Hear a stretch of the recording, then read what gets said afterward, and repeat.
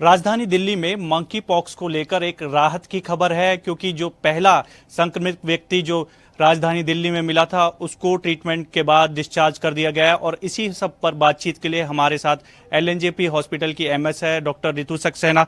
Ma'am, जो पहला संक्रमित दिल्ली में मिला था, राहत की भी बात है कि उसको अच्छे से ट्रीटमेंट दिया गया और उस डिस्चार्ज हो गया है। वो देखिए, जो पहला मरीज आया था 22 जुलाई को, वो डिस्चार्ज कर दिया गया है जब उसकी सिम्टम्स उसके काफ़ी स्कैब्स जिसको बोलते हैं, जैसे लीजन्स पे जो बनते हैं, वो हट गए थे, रिपोर्ट नेगेटिव आ गई थी, तो उनको डिस्चार्ज कर दिया गया है।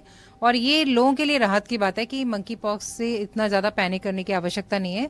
जैसे चिकन पॉक्स है, जैसे मीजल्स हैं, बाकी बीमारियां जो होती हैं वायरल इन्फेक्शंस, जैसे उनसे रिकवर हो जाते हैं, सेल्फ लिमिटिंग होती हैं, वैसे ही बीमारी है। बस इसमें ये फर्क है कि इसके जो लीजन्स हैं उनसे देख के लोगों को थोड़ा लगता है कि इसमें, क्योंकि पस वस निकलता है, पानी थोड़ा दहशत होती है, डरते हैं लोग, देखने में थोड़े अच्छे नहीं लग रहे हैं। और सेकेंडली फीवर है, लोगों को ये भी लगता है कि नई बीमारी है, कहीं ऐसा ना हो जाए कि डेथ वगैरह हो जाए। तो इसका पूरा इलाज है। और वैसे कोई ऐसे मतलब ऐसा कोई अलग से दवाई नहीं है, बट जो नॉर्मल एंटीबायोटिक्स हैं और जो ट्रीटमेंट प्रोटोकॉल बना रखा है यहाँ लोकनायक के डर्मेटोलॉजी डिपार्टमेंट में, जो हमारी एक डॉक्टर्स की टीम है वो देख रही होती है, तो उनसे काफ़ी अच्छे से इलाज हुआ है और वो ठीक होके ठीक से घर चले गए। अब पूरी तरह वो जो संक्रमित व्यक्ति था पूरी तरह स्वस्थ है, क्योंकि स्क्रीन पर इसके बता रैसेज होते हैं वो सब खत्म। देखिए, थोड़ा टाइम तो पूरी तरह नॉर्मल होने में लगेगा, लेकिन एज सच वो बिल्कुल ठीक है। और घर जाके वो अगर थोड़े दिन अभी अपना कंटिन्यू करेंगे, बी कॉम्प्लेक्स वगैरह, मल्टीविटामिन्स वगैरह, थोड़ा रिकवरी के लिए जो जनरली वायरल बीमारियों में हम लोग करते हैं, तो थोड़े दिन में बिल्कुल ठीक हो जाएंगे। अभी भी बिल्कुल ठीक है जब कल घर भेजा है उनको। तो मंकी पॉक्स के लिए नोडल सेंटर जो है एलएनजेपी हॉस्पिटल बनाया गया। अभी कितने और संक्रमित हैं यहाँ पे और कितने संदिग्ध हैं? देखिए, अभी हमारे पास 2 कंफर्म केसेस हैं और 2 सस्पेक्ट हैं। उनको अलग अलग रखा गया है जिससे कि कोई मिक्सिंग ना हो। और वार्ड 7th फ्लोर जो हमारे हॉस्पिटल के इमरजेंसी के ब्लॉक है, उसमें एक अलग से डेजिग्नेट किया गया है, वार्ड बनाया गया है, जिससे कि बाकी मरीजों को भी इन्फेक्शन का खतरा ना हो। ये सभी जो है इंडियंस हैं या फिर फॉरेनर्स हैं? इसमें जो 4 लोग जो है, इसमें ज्यादातर फॉरेन नेशनल्स हैं। इस तरह का उनको ट्रीटमेंट दिया जा रहा है अभी, क्योंकि रिपोर्ट अभी 2 संदिग्ध की रिपोर्ट आना बाकी, और कब तक वो रिपोर्ट आ जाएगी?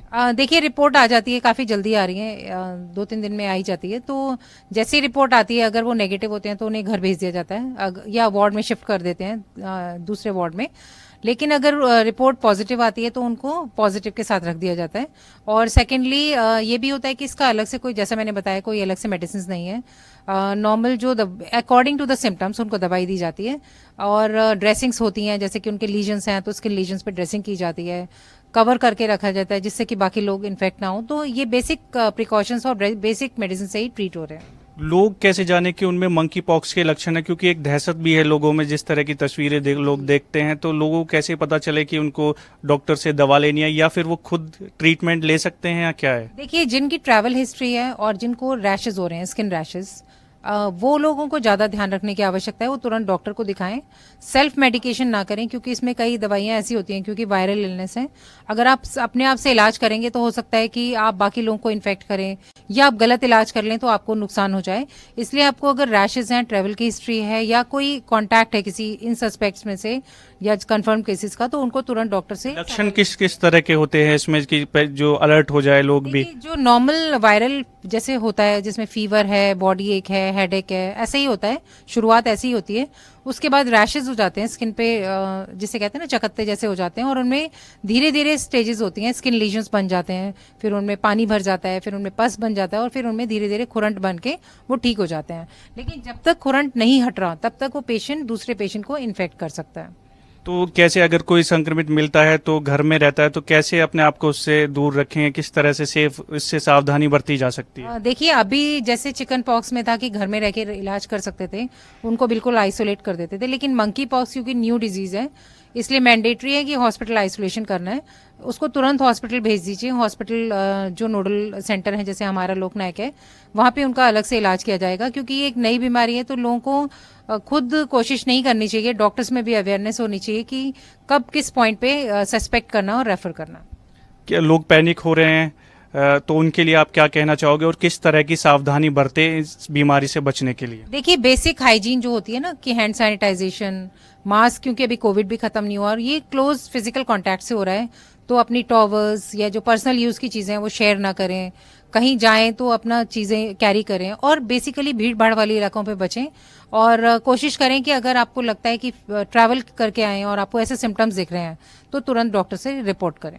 ये कोविड से ज़्यादा खतरा माने इस बीमारी को या फिर उसके बराबर, या किस तरह से आप लोग देखते हो? देखिए, कोविड का और इसका कोई ऐसे कंपैरिजन नहीं कर सकते क्योंकि कोविड ज़्यादा तेजी से फैलने वाली बीमारी है। ये भी एक कंटेजियस डिजीज है जो दूसरों में फैल सकती है, लेकिन अगर हम कहें केस फेटालिटी की मृत्यु दर अगर बात करें तो ज़्यादा नहीं है इसका, 1 to 2% है, ज़्यादा नहीं मानते इसको हमारी उसमें भाषा में।